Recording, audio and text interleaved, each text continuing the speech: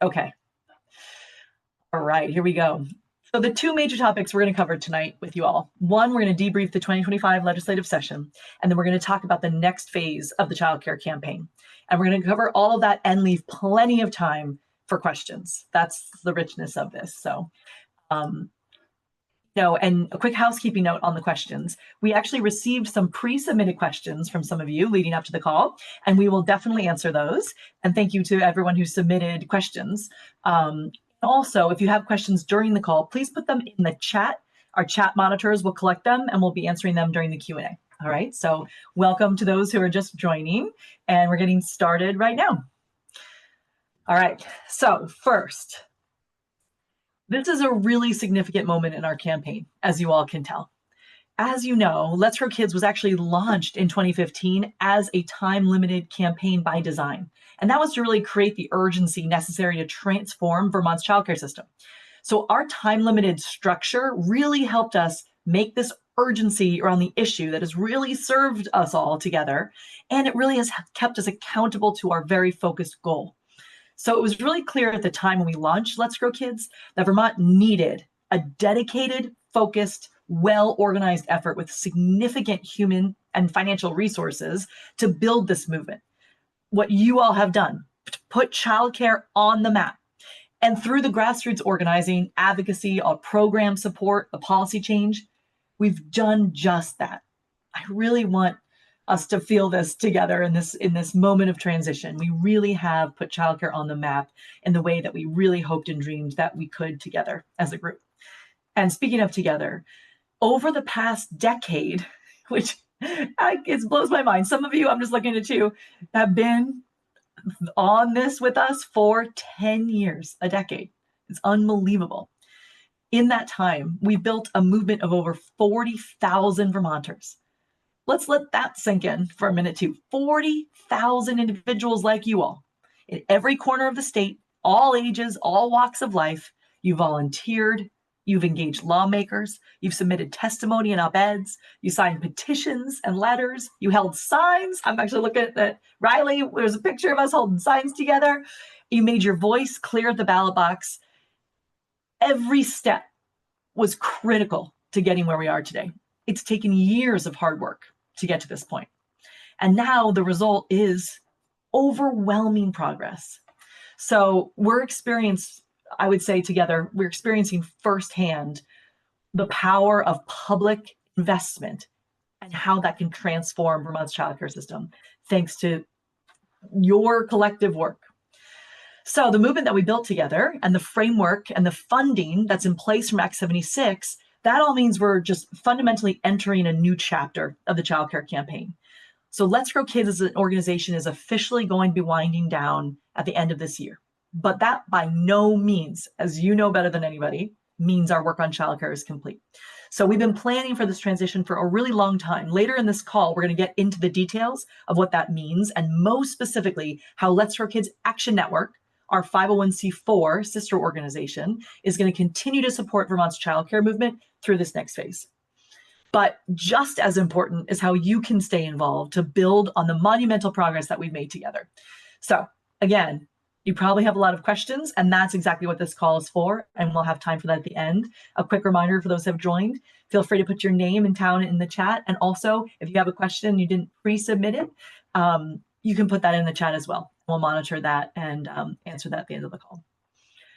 Okay, so state childcare. Before we start talking about what's next, let's really set the stage and check in on what is the state of childcare in Vermont right now, the progress that we have worked towards as a movement.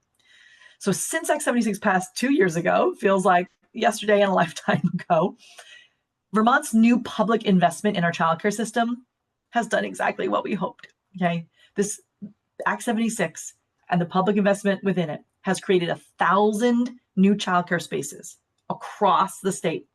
Some of you hopefully are part of those, are seeing those in your towns. 1,000 new spaces. That's 100 new childcare programs. Half of those are family childcare homes, and many of those are in rural small towns in Vermont, to what we were sort of talking about at the top of the call. So 100 new programs. Over 230 new early childhood education jobs in that growth. And this has allowed 3,000 more Vermont children and their families to gain access to tuition assistance. So that means reducing their childcare costs. 3,000 more families accessing reduced childcare costs since the passage of Act 76. This is just an incredible amount of progress, and honestly, in a very short amount of time. So we knew going into this legislative session that even with this great progress, our work in childcare was not done. And Act 76 was never going to be the full answer to have the full fine-tuned childcare system that we all need. But I will say, and I think this is a really important point, the early success that we've had here has really, truly proven that investment in childcare is working and we're on the right path. And I will say nothing builds momentum more than progress and showing that it's working. So heading into 2025, we had a very specific focus to lay the foundation for future advocacy for Let's Your Kids Wind Down. In other words, everything we did during the session, we thought to ourselves, what will this look like next year when Let's Your Kids is no longer an organization, and the following year and the following year? So we really wanted to gain a clear understanding of what the movement would need to fight for in future years. So we worked with our partners to develop a policy agenda to build on the progress of Act 76 and address the ongoing gaps we're seeing in childcare. And we really had three key goals in doing this in this session. One, protect Act 76 funding. Number one goal, right? Protect what we've fought so hard for together.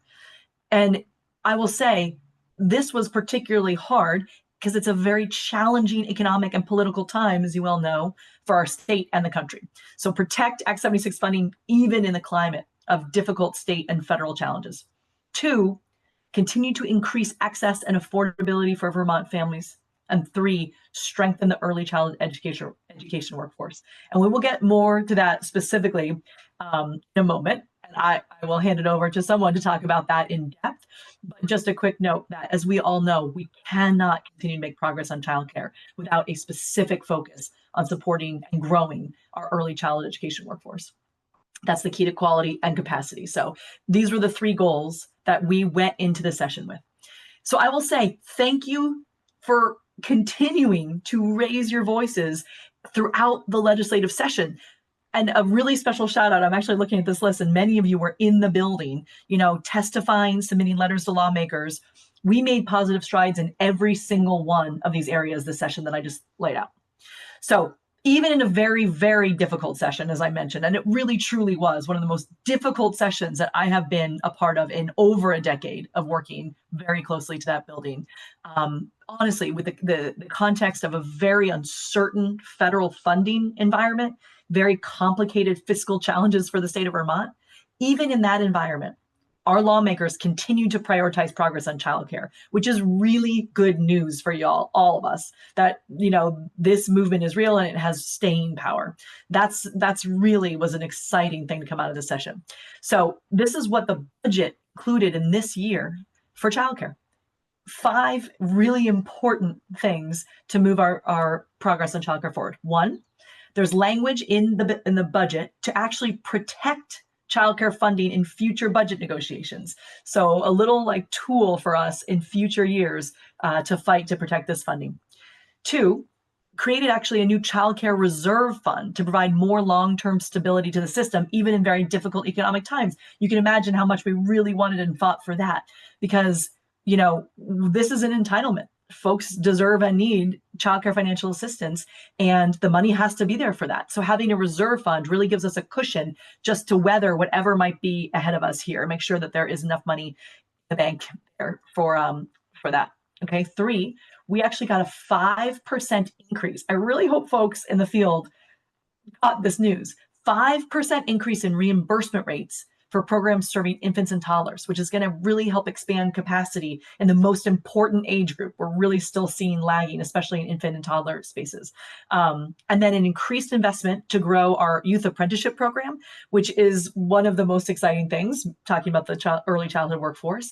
We have a next generation of early childhood educators here. This gives them on-the-job learning opportunities so they can graduate and be ready to enter the field upon graduation. It's an incredible program, and they allowed us to grow that this year through the budget. And finally, there was funding in the budget that will help childcare programs participate in the child and adult food program. So that's going to help kids access nutritious food while at their childcare programs. So I just want to emphasize how significant it is that our state lawmakers remain steadfast in their commitment to childcare, despite all the challenges they face this session, and to see growth in these areas, especially in the increase in the expansion. They expanded childcare funding through the 5% increase in reimbursement rates. That's a huge testament, again, to you all, to the movement that we built together and your advocacy this year. So thank you, thank you, thank you. Really, I cannot thank you all enough. It's just it's to be this, year and a half, 2 years out from Act 76, and to see that this is still the level of commitment of lawmakers is an incredible sign.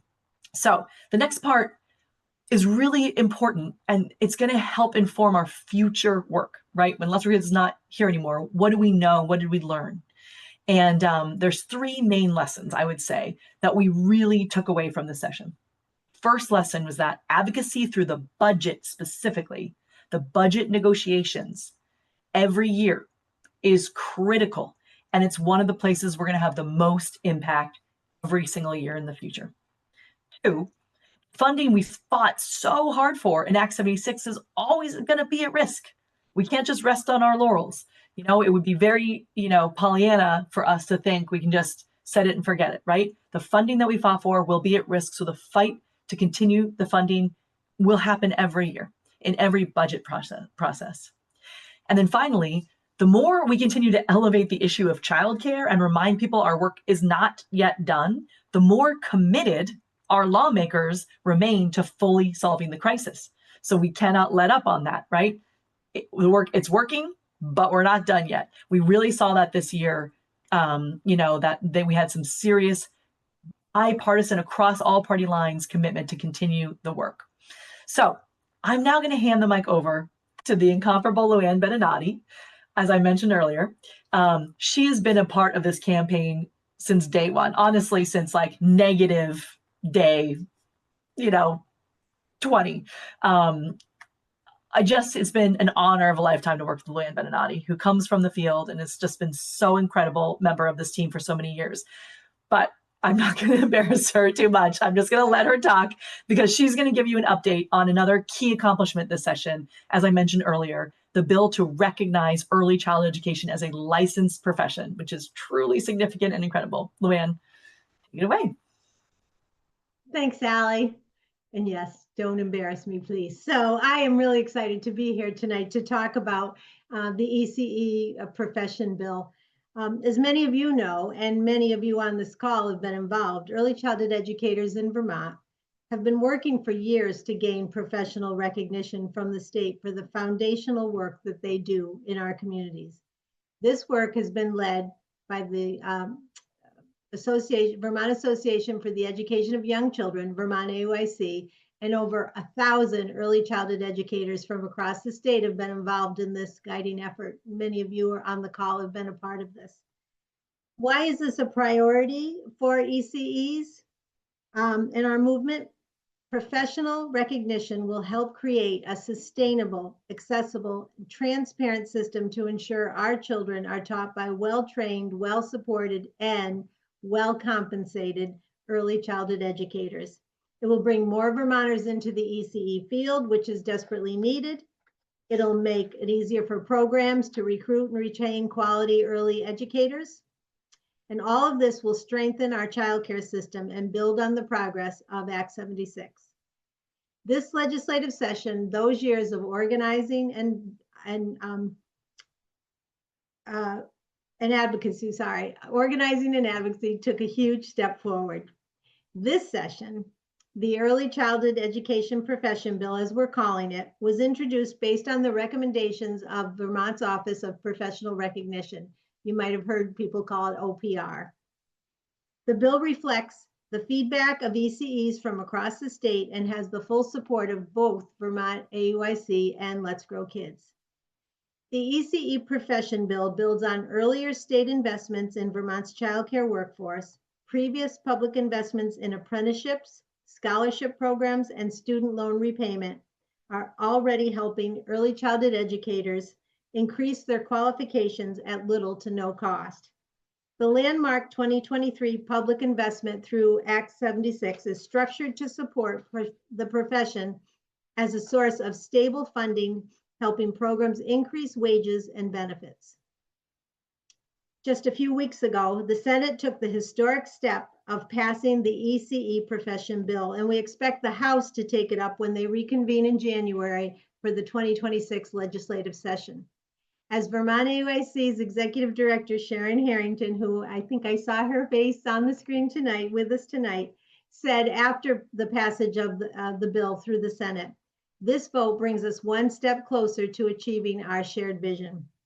This is absolutely something we should all be celebrating.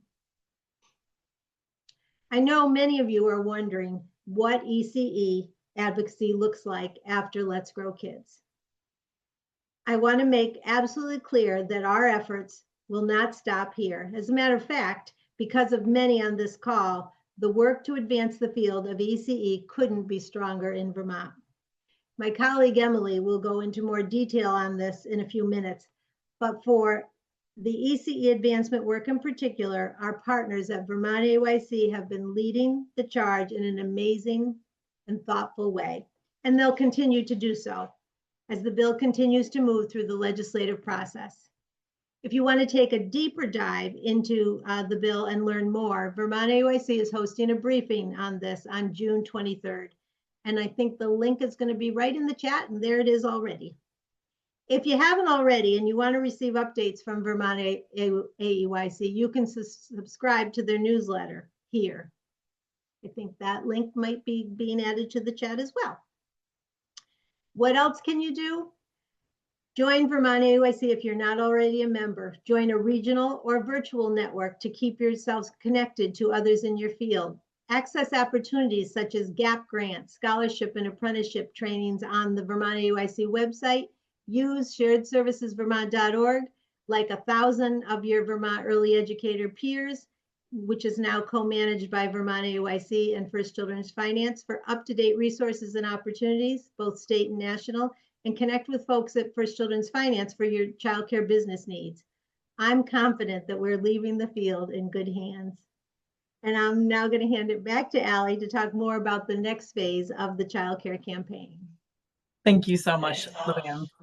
And I think as many of you were part of or heard the testimony from the field who've led this effort to professionalize, and it is nothing short of inspiring. It is just goosebump inducing, incredible, historic work. So thank you, Luann and Vermont AUIC, Sharon, and everyone on this call, especially who's been part of it. And I really do urge folks to tune into that work. It is pretty spectacular and just amazing.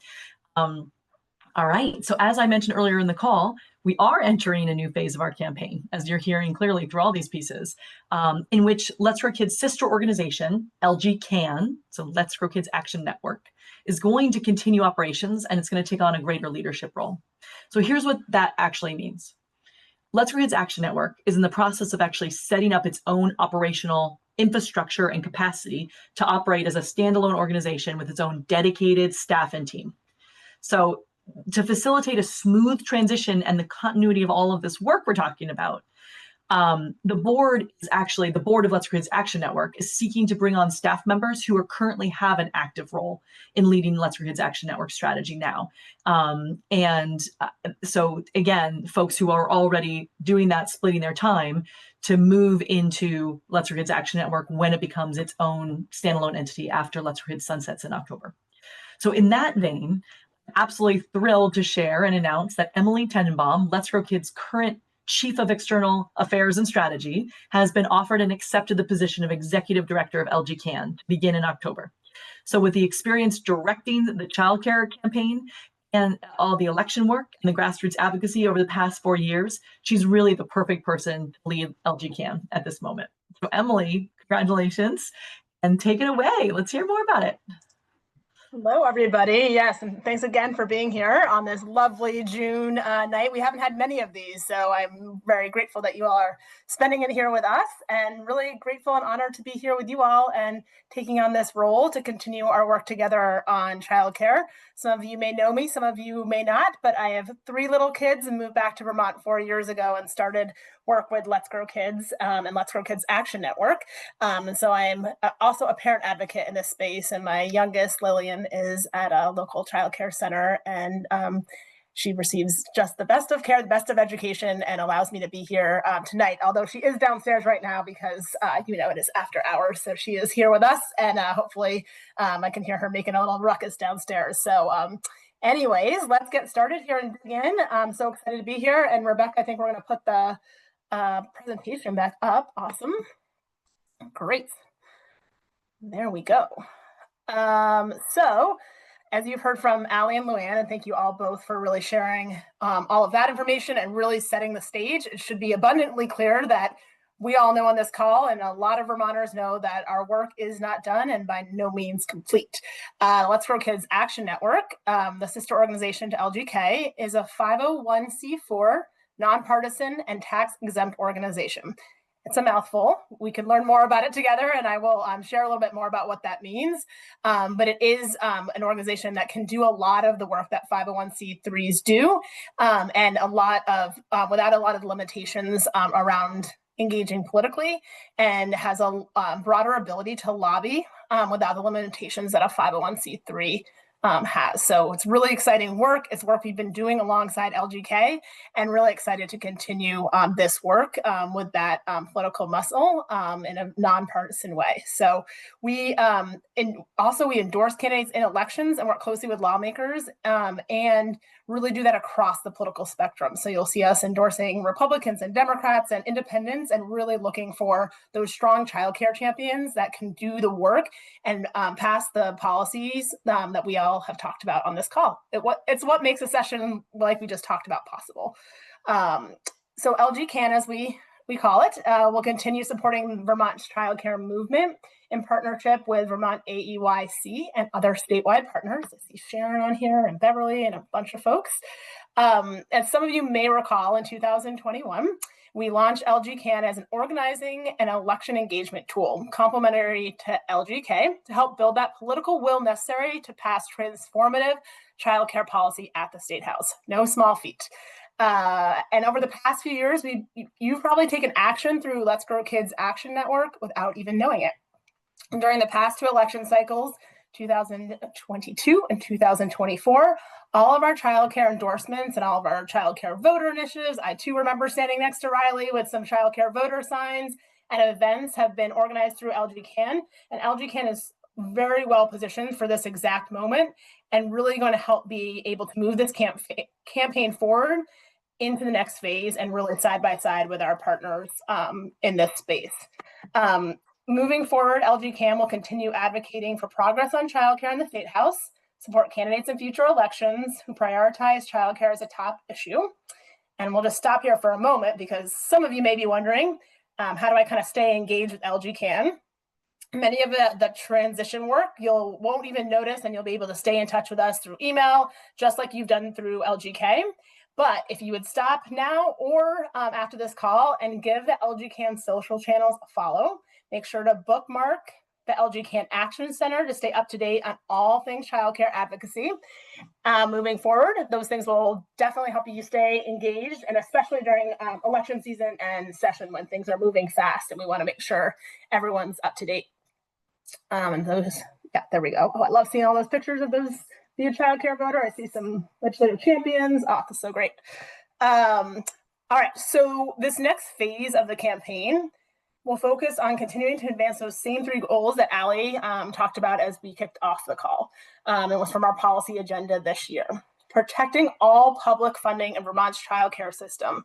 Super important. I know it's hard to believe that when we pass a law and we have funding there, that it doesn't stay right where we want it to. So we need to make sure, like we did this year, and it really became abundantly clear, that we did have the childcare champions in the State House working on these things, and we still needed that strong advocacy, those voices from the outside saying, you're doing a great job on childcare, keep it up, keep this investment going. It's so necessary, changing the lives of Vermont families and early educators across the state. So protecting all that public funding is super important in increasing affordability and access for families and strengthening the ECE workforce, which I see a lot of early educators, and Luann spoke about the importance of that work. So now we get to the fun part. I mean, it's all fun, but the fun part of how will we do this? This is no small feat, and we would not be able to do it without the leadership and the advocacy and the volunteers here today. And those of us who are not on the call today, there's 40,000 plus Vermonters working side by side on this, and we need to continue that. So LGCAN will continue working and supporting advocacy efforts. That's both coordinating policy efforts, including our key legislative priorities each session, with key partners and working with all of you to advocate for those key priorities. So get ready to make calls, send more emails, and get those lawmakers' attention as we enter into session next year. The lobbying work that we do, so kind of acts complementary to the advocacy work. A lot of the lobbying work inside the building, the LGCAN team will be focused on building relationships with childcare champs in the State House and ensuring childcare has that regular visibility during session. That's absolutely critical to passing legislation on childcare. The 501c4 structure allows us to build those active relationships and then building that accountability with lawmakers without facing time limits on lobbying that 501c3s face. So we'll be able to do that work alongside our partners. And then that political and electoral engagement work, working with candidates to educate them. This is across the political spectrum on childcare and help childcare champs get elected to office in future elections. Our 501c4, as I mentioned, are able to endorse candidates and are able to, throughout the election season, support their campaigns. This is one of the many reasons that the C4 continues to be critical to protect those gains, ensure progress on childcare, and we must elect those childcare champions, keep the ones we have, and then elect new ones, hopefully, that are committed to this issue and ensure that accountability. So through all of this, I keep mentioning it because it's so important, through all of this, our working with our partners will be absolutely critical. So I want to give a shout out to each of our core Vermont childcare partner organizations, Vermont AUIC, the Vermont Association of the Education of Young Children. It's a mouthful, but it says exactly what they do, and it's such important work. I see Sharon Harrington on the call. That group will continue supporting that early childhood education field and strengthening the workforce and really driving the work that you all saw and hopefully saw on the ECE profession bill, which was absolutely just historic and so incredible to watch and really see the testimony shine through of folks on the ground that know how important that work is. So hello, Sharon. And First Children Finance will continue its system capacity work while also providing businesses and technical support for childcare programs. This is the group that makes this progress possible. They're there from groundbreaking like we had in Randolph earlier this week to really make sure that people have the resources and that programs have the resources to start new programs, to expand, providing technical assistance along the way to really make sure that we're supporting childcare programs across the spectrum, across the region, across the state to really make sure that progress is possible. They're the ones on the ground. And then Building Bright Futures will remain focused on that childcare systems level tracking, data tracking, and accountability. And then the Vermont Early Childhood Advocacy Alliance, I see Beverly here, which will include, will continue to convene partners while advocating across the entire early childhood system. So love seeing those logos up there, get familiar with them, get used to seeing more of them. Very exciting work we're all gonna do together. And as we've been thinking about this new phase of the campaign, we've been focused a lot on session, but we've also been focusing on how this transition will feel to all of you, to our supporters, to our partners, to our legislators, and really making every effort to think through things in coordination and collaboration with folks on the ground. And so one of our important things is making the transition as smooth as possible for advocacy and creating easy to use resources so you all can, we're going right through it. I'm so excited. Our team built such an amazing, this was a team effort from field team members to our communications team. It's not quite launched, so y'all are getting a sneak preview right now. Thank you, Rebecca. Or Rachel, whoever's doing that. And this resource hub that you're seeing will will help support advocacy and allow us to have access to things like house party toolkits and social media content, front porch forum letters, letters to the editor, so much more. We're putting those final touches on it, and we will be sure you all are the first to know. So get a little reward for being here on a beautiful June evening. We're gonna make sure you guys get the first preview and sneak peek right here tonight, and then also when it's fully launched. All right, so this is a big change. We moved through it kind of easily here tonight, and a lot I know of words, and Allie, Luann, making sure that you all kind of have this update. But this is something we've been working for 10 years. Allie stopped here, I'll stop here. We have made huge strides on solving this childcare crisis, and we know we are not fully there. And we know that through this hard work and this next phase, we're going to continue to fight to fully solve this childcare crisis, not just for families and kids and early educators, but for all of those folks, but for the future of our state. So we are now a national leader on childcare access, affordability, and quality. Our partner programs and organizations have grown and are ready to take the reins of this campaign. And our movement of over 40,000 Vermonters has the experience and skills to continue advocating for childcare in years to come. And what a legacy that is. It is, it truly is, to really be able to have brought people together for this common cause and really see the progress that we all had hoped and dreamed about. I was not there 10 years ago, but I can really feel all of that. And even before the 10 years, the decades of work that came before that.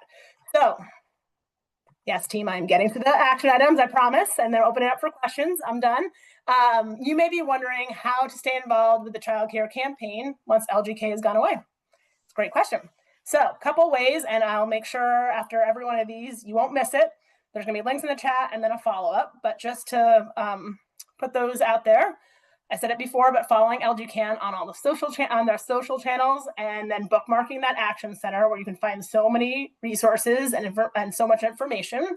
Sign up for the LGCAN Rapid Response Team to get real-time alerts on major childcare advocacy moments, and join our final LGK Lunch and Learn at noon next week, June 16th, to brush up on those organizing skills. I see some of our Jamie and Suzanne and some of our field team members that have been working diligently to give you this amazing presentation and really engage with you and help you give yourself this training as we start to wind down on the field side. And then stay on the lookout for next step as LGCAN gears up for a crucial 2026 election year and session. Let's open it up to questions. Some folks are gonna help me out. We'll probably stop the screen share. And I'll take a breath because that was exciting and fun. And now I can see all of your faces. All right. Got the chat. All right, so I think we're gonna start with a question that was pre-submitted for us. And it let's see, is there more? Oh, this is a great one.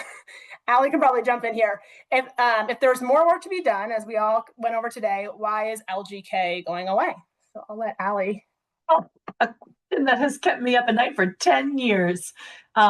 It's a really important one. And I have to say, living through this past year, I have never felt more secure in the fact that it is right and responsible and honestly great to model this idea of a time-limited campaign to do a thing and make sure that specific thing is done, and then hand the baton over to sort of the right size of partners and places, which is, I believe, what we are doing. Let's for Kids was really created to transform our childcare system, and we're well on our way to that. So I would say our work as an organization helped build the public awareness, as we mentioned earlier. It really created a grassroots movement, which is you all. It made the political will to really, I would say, put childcare on the map as an issue in Vermont and across this country, and then jumpstart the transformation that was necessary with public investment. So in other words, like, get childcare on the map and get public, sustainable, dedicated revenue. That needed Let's Grow Kids. But now that funding's in place, and we have this strong movement still, as we're mentioning, of Vermonters and lawmakers who truly actually get this issue now. They really you all lawmakers really understand this issue.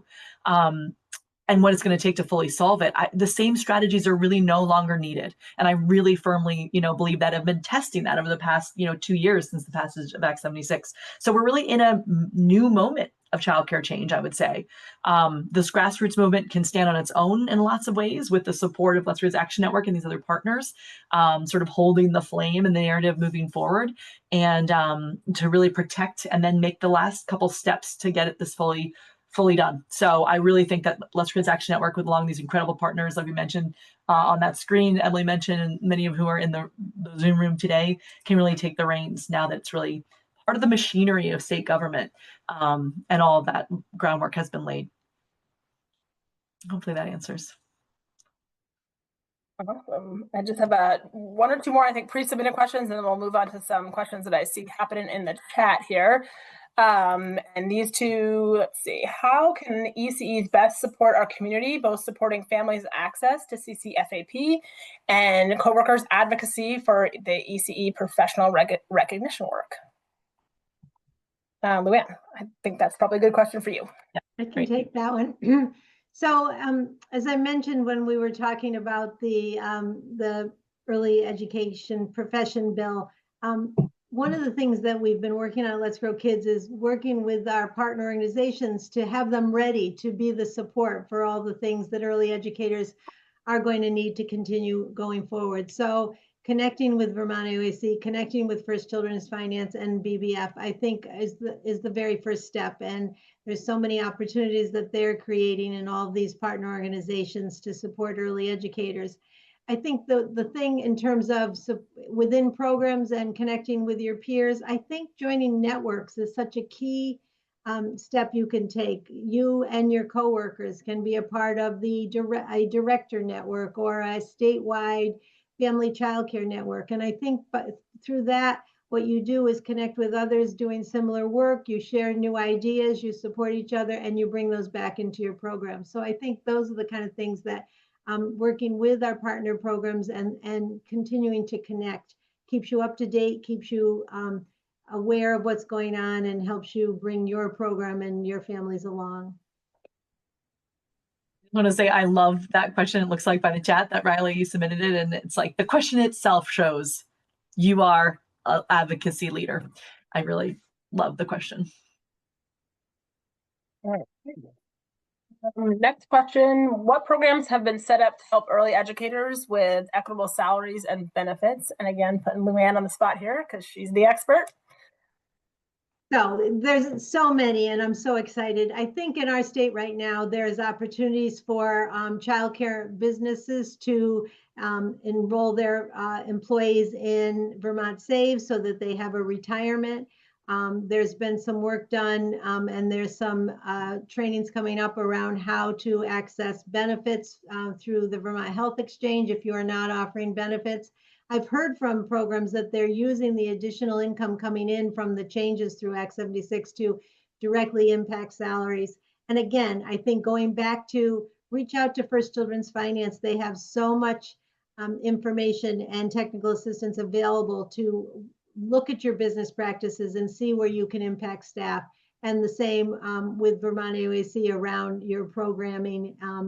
So the resources are there. There's a lot happening in our state that can support giving benefits, increased compensation to early educators. One of the things we know is that most of the income that goes into early childhood education businesses goes directly into salaries, sometimes up to 80% of the money that's going in. So the more that goes in, the more that's invested in childcare businesses, the more compensation is impacted in a positive way.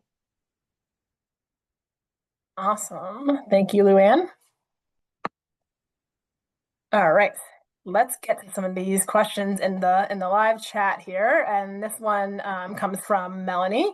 What specific messages do you want the governor to get this summer? I love this question. It's great. And I'm going to give it to Allie because I think she'll be able to answer that most appropriately. Because you see how excited I am about it. Great question. That's sort of the whole point, Melanie, right? Is what we have found works is it's working. We did a thing and it's working, reinforcing that message. And childcare is still a priority, remains a priority, and will remain a priority, right? Because the idea of elevating childcare and keeping it elevated is what we will need to finish the job here, to fully sort of commit to solving this crisis. So, you know, I'm so proud that Vermont has come together to do this. And guess what? It's working. We're seeing the change in our communities. It's not fully done. I'm still focused on childcare. I'm still fighting for childcare. I'm still a champion of childcare. So really, like, it's working and elevate the issue. And I will say those will continue to be the answer to that question for some time. So it's a good one to keep in the back pocket. Awesome. Where, the next question that I see coming up, where will some of the great policy work done by the LGK policy teams sit? From Beverly? I think, Ali, you could probably answer that one as well. Great question. The partners, really. So Let's for Kids Action Network, Vermont AUIC, Building Bright Futures, First Twins Finance. You know, I think sort of the movement is sort of braiding into the landscape with these incredible ecosystem partners that are on the ground.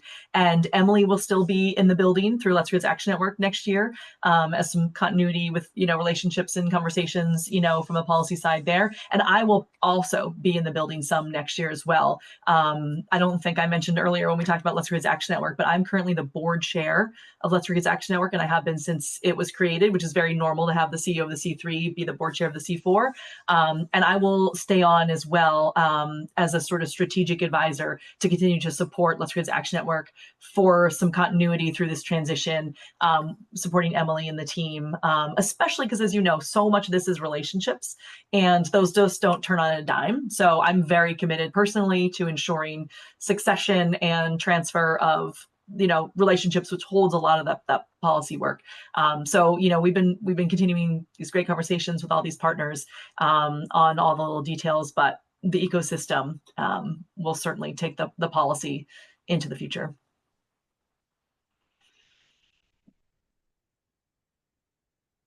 Great questions.